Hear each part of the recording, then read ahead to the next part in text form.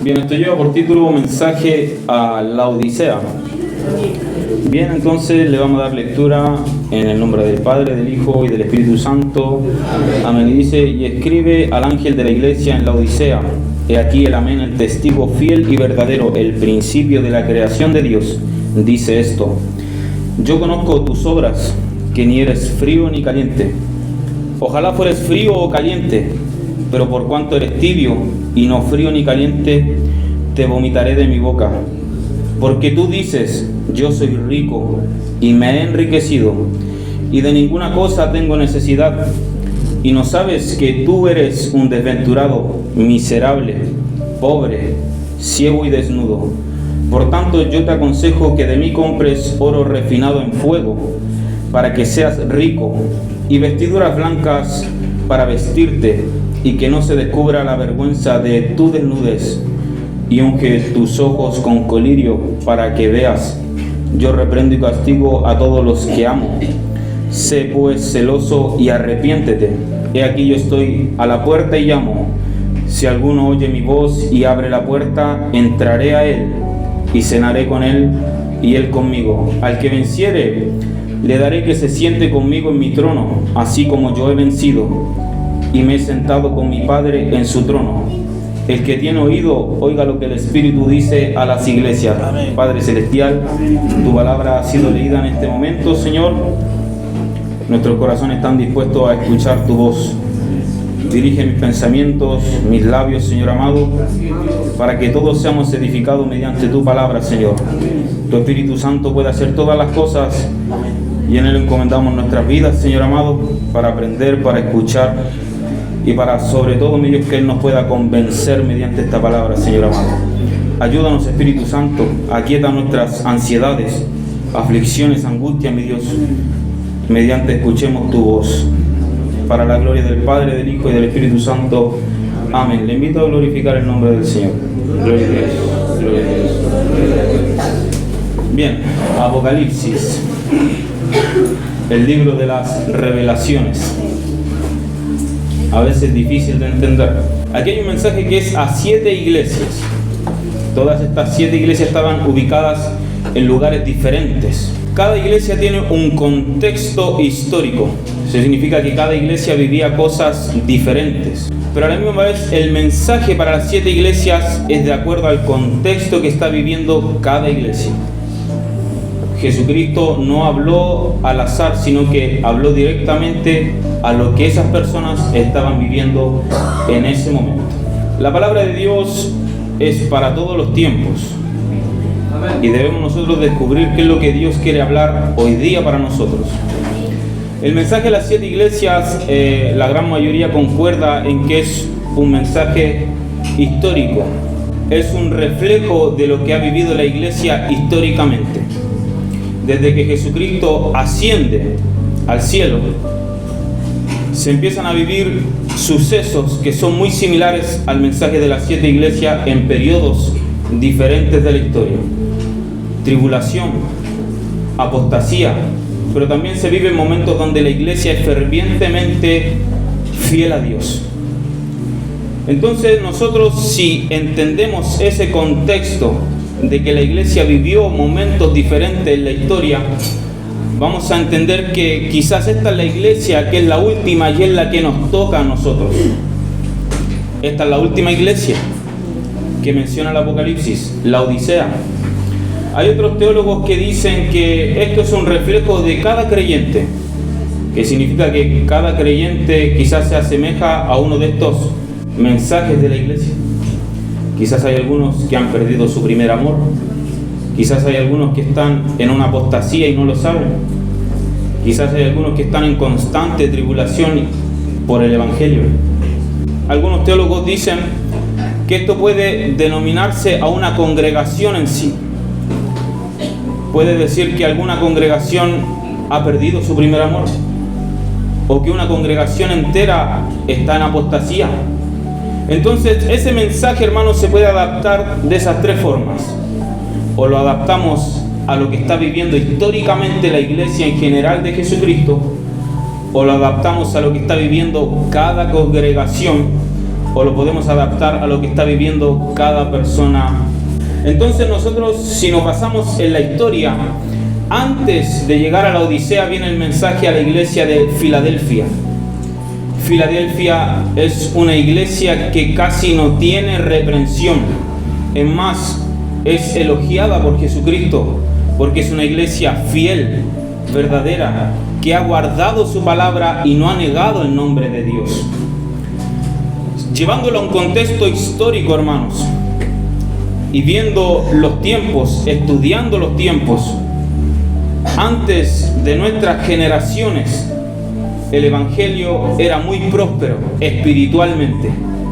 Quizás era pobre económicamente, pero espiritualmente era muy rico. Y habían personas que eran capaces de caminar 2 horas para llegar a una iglesia. Habían personas que eran capaces de dar aún lo que no tenían por el Evangelio. Vivían el día a día en su vestimenta, en su comer, pero aún así daban para Dios. Creo que esas son características de una iglesia fiel y verdadera. Y que es lo que muchos hoy en día anhelan, volver a esos tiempos, pero lamentablemente los tiempos han cambiado. Y la sociedad piensa de una forma diferente. Lo que usted lloraba antes como necesidad de tener algo para comer, hoy en día ya no es necesidad. Es más, la gente tomó como necesidad comprar alimento ya prácticamente hecho. El delivery es una necesidad para esta generación, que si alguien no le cocina, quizás no come. Entonces los tiempos cambian y la iglesia también cambia, porque estamos insertos en esta sociedad que es diferente, que constantemente va cambiando. Entonces llegamos al último mensaje que es la Odisea, y en esto, hermanos, coloque mucha atención, porque es el último mensaje que Jesucristo da a la iglesia. No hay más mensajes para la iglesia después de esto. Este es el último mensaje. La última generación, quizás lo que hoy estamos llamando la generación Z. Estamos nosotros viviendo la generación que está viendo cómo se destruye el mundo. Estamos viviendo la generación que está viendo el calentamiento global, supuestamente, pero estamos viendo cómo el mundo se destruye en sí mismo. Como el egoísmo ya no da para más, como el poder político y económico ya está destruido, no da para más. Necesitan un Salvador, necesitan un Mesías. Y en este mundo se va a levantar un Mesías para ellos, pero será un falso Mesías. Será alguien que le dará paz y tranquilidad, pero solo por un momento. Pero antes de que pase eso, hay un último mensaje para la iglesia que todavía está aquí en la tierra.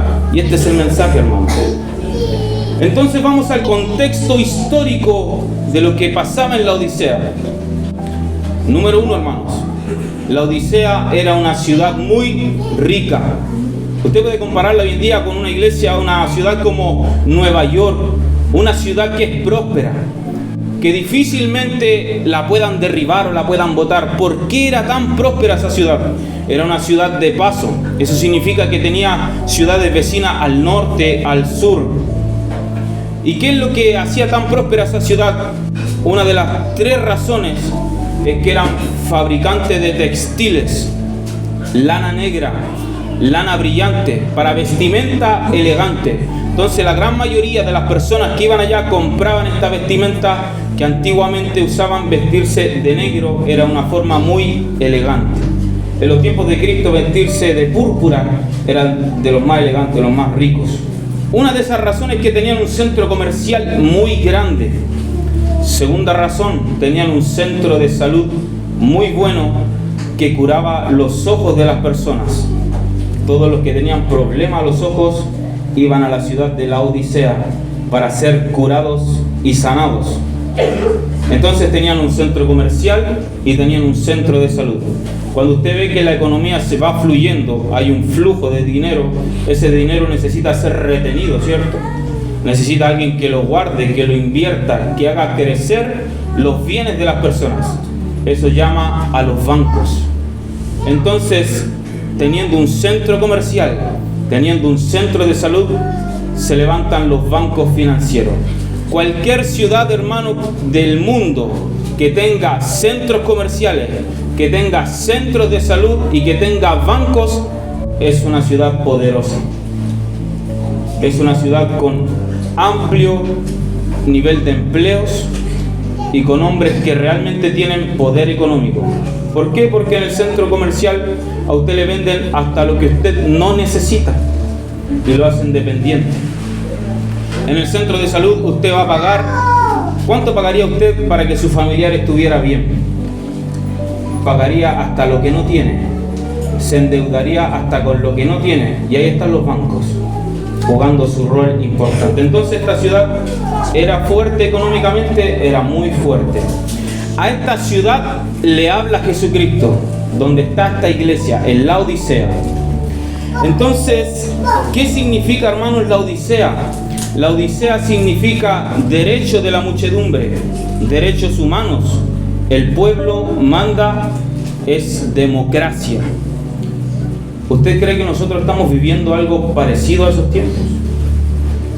Donde los derechos humanos pareciera que gobiernan este mundo a través de otras entidades como la ONU, que planea una agenda 2030 para cambiar el mundo. Y justamente el último mensaje a la iglesia es la Odisea, que significa derechos humanos, que significa democracia. ¿Será coincidencia o será que nosotros estamos muy ciegos y no estamos viendo lo que Dios nos está hablando? Y no estamos despertando con lo que Dios nos está diciendo, que realmente que no es normal que el mundo se llene de catástrofe. Porque antes de que llegue el inicuo, el que va a prometer paz, tiene que estar todo en caos. Y para que todo esté en caos, tiene que gobernar la gente. ¿Usted se coloca de acuerdo con la gente? No. Todos tienen una distinta opinión. Y cuando la gente comienza a gobernar, no hay ningún acuerdo. Solo un debate infinito, hermanos. Entonces nosotros estamos viviendo en un mundo difícil, hermanos, donde demonios que antes no se veían o que estaban ocultos, hoy caminan con tranquilidad por las calles. Y la iglesia está inserta en esa sociedad. Entonces dice, escribe al ángel de la iglesia en la Odisea. Cuando se menciona el ángel, algunos piensan que puede ser directamente el pastor de una congregación, alguien que tiene responsabilidad sobre la grey, sobre las ovejas de Dios. Porque ¿quién es el que primero que tiene que recibir el mensaje de parte de Dios? Es el que lo tiene que entregar, el pastor. Entonces aquí el amén, el testigo fiel y verdadero. Jesucristo se demuestra a él como el testigo fiel y verdadero ante una iglesia apóstata que la doblega cualquier cosa, que le ha dado la espalda, pero sin embargo él se sigue mostrando como el fiel y verdadero, porque él no cambia, hermanos, y él nunca va a cambiar. Entonces dice el principio de la creación de Dios, que es el verbo, que es Jesucristo.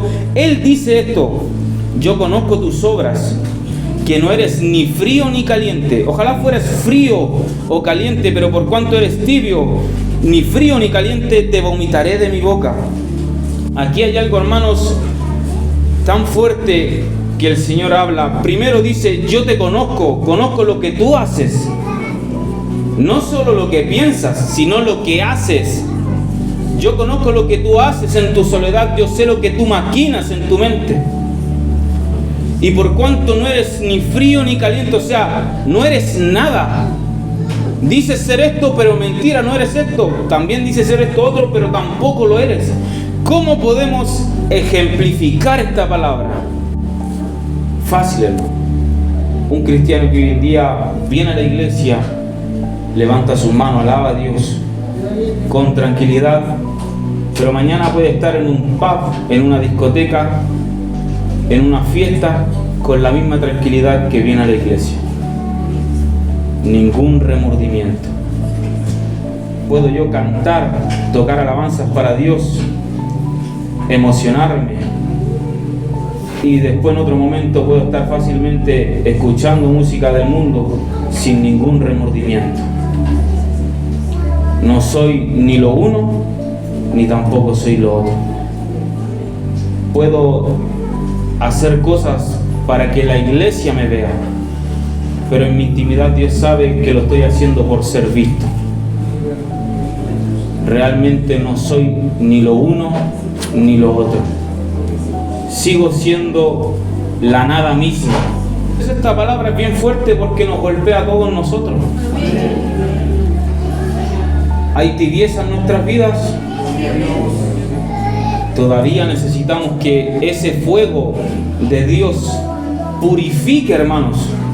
No solamente que nos haga levantarnos, recibir fuerza, sino que nos purifique, hermanos. Nos limpie, nos lave.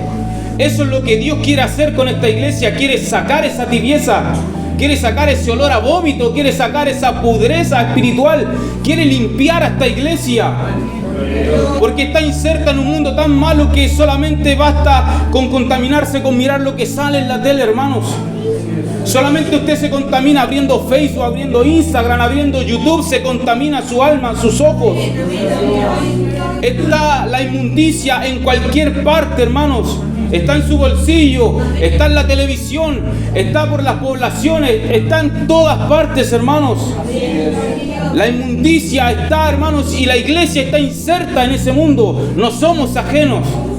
Ojalá viviéramos apartados en montañas, pero Dios nos quiere insertos en esta sociedad para que otros también puedan llegar.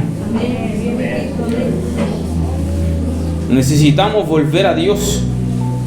Y ahí es donde nosotros tenemos que evaluar nuestra vida. Porque ¿qué es el problema principal de esta iglesia? No es que fuera solamente tibia, sino que esta iglesia no sabe que es tibia. Y ese es el grave error que puede tener el Hijo de Dios, que está en un error, pero no sabe que está en un error y sigue, y sigue, y sigue. Y es capaz de luchar contra el mismo Espíritu Santo. Seguimos leyendo y dice: pero por cuanto eres tibio y no frío ni caliente, te vomitaré de mi boca. Porque tú dices: yo soy rico y me he enriquecido y de ninguna cosa tengo necesidad. Y no sabes tú que eres un desventurado, miserable, pobre, ciego y desnudo. Yo soy rico. Eso es lo que dice la iglesia de hoy en día. Hoy en día hay comodidad en grandes templos. La iglesia se cree autosuficiente a tal punto de que expulsan al Espíritu Santo de la iglesia. Ya no necesitamos al Espíritu Santo, necesitamos a los teólogos, necesitamos a los músicos de alabanza, porque así la gente hoy en día se emociona con buena música, con buenos músicos. Y así la gente también reflexiona con buenos teólogos. Pero ¿y el Espíritu Santo dónde está? ¿Dónde está el que te hace volver de tu mal camino? Usted puede estar en una charla, hermanos, en un seminario, 1 hora tratando de aprender algo de la palabra de Dios y quizás le quede en la mente. Pero usted se va a dar cuenta que esa palabra está vacía cuando le toque colocarla en práctica. Y ahí usted verá si es que realmente tiene el espíritu de esa palabra. Pero mientras usted solamente tenga el conocimiento y no lo practique, aún falta el Espíritu de Dios que obra en tu vida. Solamente conoces y sabes lo que dice la Biblia, pero no puedes ver a Dios ni entenderla porque el Espíritu de Dios no está dentro de tu vida. Y ahí es donde chocan las religiones entre sí. ¿Para qué tú me quieres engrupir con tanta palabra, con tanta vestimenta, con tanta sanidad, si yo sé cómo eres tú? Dios sabe cómo eres tú, hermano y hermana. Dios nos conoce. Entonces no podemos nosotros tratar de aparentar algo que nosotros no somos. Entonces dice la Biblia, dice: y tú eres un desventurado, miserable, pobre, ciego y desnudo. Botó todos los conceptos que levantaba esta iglesia. Esta iglesia le decía: soy rico. Y Dios le dijo: mentira, tú eres pobre. Esta iglesia decía: yo tengo un centro de salud tan grande que gente viene a curarse de los ojos. Y el Señor les dijo: eres ciego. Aquí viene gente a comprar vestimenta elegante porque están bendecidos, hay bendición de parte de Dios, están bien vestidos. Y el Señor les dijo: desnudo. vemos que realmente, hermanos, lo material, lo terrenal, no va con Dios. Lo que ocurre en el mundo espiritual es totalmente diferente. Por eso es que yo increpo mucho con el tema cuando se predica demasiado, hermano, de la vestimenta, cuando no hay una persona que realmente no ha conocido a Dios. Cuando Dios lo único que quiere es que en silencio nosotros glorifiquemos a Dios, sin nombre ni apellido, porque la gloria es de Dios. Porque cuando el hombre y la mujer empieza a levantar su ego, está diciendo: yo valgo más que ustedes, a mí Dios me ocupa más que a ti. Y así empieza a crecer el ego y esa persona empieza a decir: yo soy rico espiritualmente. Y el Señor le dice: pobre, ciego, desnudo. Porque así como un día tú te levantaste con tus palabras diciendo que hacías muchas cosas, así Dios mismo en público te puede bajar. Entonces seguimos, hermanos, leyendo la palabra. Dice: por tanto yo te aconsejo que de mí compres oro refinado en fuego. Ese oro refinado en fuego, hermanos, es la pureza espiritual. El fuego viene a purificar, hermanos. Todo elemento que pasa por el fuego es para ser limpiado. Entonces el Señor nos está pidiendo que espiritualmente nosotros estemos limpios, para que seas rico, y vestiduras blancas para vestirte y que no se descubra la desnudez. Vestiduras blancas versus vestiduras negras. ¿Qué es lo que la gente de la Odisea decía? Que el concepto que ellos tenían de riqueza eran vestiduras negras, ¿no? Y el Señor les dice: no, vestiduras blancas. No significa, hermano, que el domingo aquí lleguemos todos de blanco. Significa que espiritualmente nuestra alma debe estar libre de contaminación, libre de pecado. Debe estar, hermanos, en comunión con Dios. Y para estar en comunión con Dios hay que tirar el ego al suelo, pedir perdón, perdonar, saldar todas esas cuentas que nosotros tenemos que están ahí en el aire. Realmente mirar con amor y con misericordia al que quizás es difícil de amar. Y todas esas cosas permitirán que nosotros nos vistamos de blanco. Y unge tus ojos con colirio para que veas. Cuando Dios abre los ojos, está hablando del entendimiento. Porque todos podemos leer la palabra de Dios, pero cuando nosotros realmente decimos que la entendemos es cuando la hacemos. Nadie hace algo que no entiende. Yo reprendo y castigo a todos los que amo. Sé pues celoso y arrepiéntete. Aquí, hermano, hay algo que quisiera compartir con ustedes, porque lo que más se castiga a esta iglesia es que se dice ser rica. Ve el evangelio como una riqueza espiritual. Yo sé que hoy en día la iglesia hay un mover muy grande de la prosperidad, que es la iglesia que realmente va por lo económico. Lograron quizá ellos de alguna forma, entre comillas, ver a Dios a través del dinero, a través de que ellos eran bendecidos y prosperados económicamente. ¿Y eso estará bien o estará mal? ¿Dios nos quiere prosperar económicamente o no? ¿Sí o no? Entonces, aquí algo sucede con esta iglesia, porque esta iglesia era próspera económicamente, pero se olvidaron de Dios. Entonces, aquí es donde empieza realmente lo bueno en el mensaje, hermano. ¿Es bueno que el Hijo de Dios tenga riquezas aquí en la tierra? ¿Es bueno que seamos prosperados económicamente? ¿Cuál era el problema esencial de la Odisea? Es que sus ojos estaban puestos en la autodependencia. Ya no necesitaban a Dios. Y sin embargo hay un concepto que Jesucristo dijo para sus discípulos, para sus seguidores: debemos ser como mendigos. Mendigo significa que yo dependo de Dios todos los días. Dependo de su amor y de su misericordia todos los días. Pero cuando yo me siento autosuficiente, ese día yo dejé de depender de Dios. y digo, ya no lo necesito. ¿Por qué? Porque yo puedo comprar lo que necesito, yo puedo darme el descanso que necesito, y ahí nosotros dejamos de depender de Dios. Si mi afán está solamente en las cosas terrenales, estoy siendo un miserable con Dios, porque lo he olvidado. Pero sin embargo puede haber alguien que realmente tenga mucha fortuna, pero tenga una comunión tan grande con Dios que logre bendecir a muchos. Por ejemplo, Abraham era un hombre multimillonario. Entonces, en este concepto, hermanos, me gustaría leer con ustedes y compartir lo que dice Lucas 16:19, que dice: había un hombre rico que se vestía de púrpura y de lino fino y hacía cada día banquete con esplendidez. Había también un mendigo llamado Lázaro que estaba echado a la puerta de aquel lleno de llagas y ansiaba saciarse de las migajas que caían de la mesa del rico, y aún los perros venían y lamían las llagas. Aconteció que murió el mendigo y fue llevado por los ángeles al seno de Abraham, y murió también el rico y fue sepultado. Y en el Hades alzó sus ojos estando en tormentos y vio de lejos a Abraham y a Lázaro en su seno. Aquí hay dos conceptos que nos muestra la vida: la riqueza y la pobreza. Antes de empezar con esto, hermanos, quiero decir que esto no es una parábola.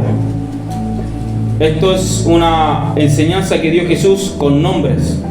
Menciona a Lázaro, menciona al rico. ¿Por qué le digo que esto no es una parábola? Porque Jesús nunca dijo ahí que era una parábola. ¿Y quién toma esto como una parábola? Con mucho respeto lo voy a decir. Son aquellos los testigos de Jehová para decir que la palabra infierno aquí es una metáfora y que el infierno no existe. Entonces nosotros realmente creemos en la doctrina que enseña que el infierno sí existe. Entonces aquí nosotros esta palabra no la podemos tomar como una parábola, porque esto no es una metáfora. Esto es una enseñanza que Jesucristo sí entregó.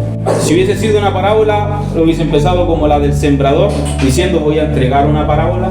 Pero aquí empieza realmente a relatar una historia, un hecho histórico. Entonces habían dos hombres, uno rico y uno pobre. El pobre tenía nombre, se llamaba Lázaro. ¿Qué culpa tiene Lázaro de nacer pobre? ¿Y qué culpa tiene el rico de nacer rico? ¿Quién es el que da la vida? ¿Y quién sabe dónde van a nacer usted y yo? Dios. ¿Y quién sabe cuándo nos toca morir? Entonces, ¿quién entregó el rol de rico y el rol de pobre a cada uno? Porque Dios desde antes sabía que ese hombre iba a ser rico y que ese hombre iba a ser pobre. Entonces Dios sabe desde el comienzo en qué familia vamos a nacer usted y yo. Dios sabe que quizás le faltó una madre, le faltó un padre, le tocó una niñez difícil, le tocó la adversidad desde pequeño, o le tocó alguien que le cocinara, que le lavara y que le pagara los estudios, o le tocó trabajar para salir adelante en la vida. Son roles diferentes, ¿o no? Entonces Jesucristo, a través de esta palabra, enseña que hay dos roles entregados: riqueza, pobreza. En ese tiempo, cuando Jesús estaba enseñando, ser rico era sinónimo de ser prosperado espiritualmente. En simples palabras, decir Dios está con ese hombre. Ahí está Dios. En los que se vestían de púrpura, en los grandes de la sinagoga, ahí estaba Dios, en esos hombres. Pero qué equivocados estaban todos ellos, porque Dios estaba con el que le lamían las llagas. Dios estaba con ese que día a día pedía misericordia para poder llenar su estómago, para poder tener sustento. Entonces aquí como que nosotros empezamos como a pensar miles de cosas, hermanos, mediante la palabra, y uno empieza a deducir: ¿por qué me tocó vivir estas cosas desde pequeño? ¿Por qué me tocó este rol en la vida? Yo quiero decirle, hermano y hermana, que cada rol, cuando se entiende de rol, estoy hablando de su vida, de lo que le tocó vivir. cada cosa que a usted le tocó vivir, Dios ya la sabía. Dios sabía que usted tenía que luchar con la enfermedad desde temprano. Dios sabía que iban a ser un hogar difícil. Ahí, aunque usted no vea nada, aunque usted vea la pobreza, aunque usted vea la dificultad, ahí está el Señor ayudándole. Porque fácilmente Lázaro podría decir: ¿dónde está Dios que no me da de comer? Pero ¿sabe qué? Él nunca negó a Dios. Se mantuvo fiel. Se mantuvo fiel a Dios. Porque la recompensa es más grande, hermanos. Porque todo lo que usted pase en esta vida, hermanos, lleva este nombre: pasará, se olvidará, se borrará. Nada de lo que usted pasó en esta vida es para siempre. Lo que realmente importa es lo eterno. Entonces, esos traumas que usted tiene en la vida, y pídale a Dios que le ayude a botar todo eso, hermanos. Porque usted no puede vivir en una vida traumado de males. Porque llegará un momento en que usted va a dar cuentas a Dios cuando su alma expire. Y serán ángeles que lo levanten a la gloria de Dios, como lo hicieron con Lázaro. Pero debemos permanecernos fiel a la palabra de Dios. Sin embargo, el que se creía espiritual, el que se creía rico, realmente era pobre. En la eternidad los roles se invirtieron. El pobre era consolado grandemente en el reino de Dios, y el que era rico realmente mendigaba, pero desde muy abajo. Mendigaba agua, mendigaba vida, mendigaba salud. ¿Vale la pena sufrir un poco en esta tierra? Si hay alguien que ha sido violentado, violentada, golpeado, ha tenido una niñez difícil, yo le digo en esta hora: vale la pena seguir adelante. Vale la pena seguir adelante aún con esas marcas en el alma. Vale la pena seguir. ¿Por qué? Porque en algún momento, hermanos y hermanas, de todo ese dolor que tú tuviste, algún día serás grandemente consolado de todo eso. No te acordarás más. Y eso es lo que realmente tiene importancia en esta vida, hermanos.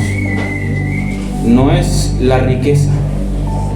Si hubiese sido la riqueza, Jesucristo mismo levanta un reino porque Él lo tenía todo.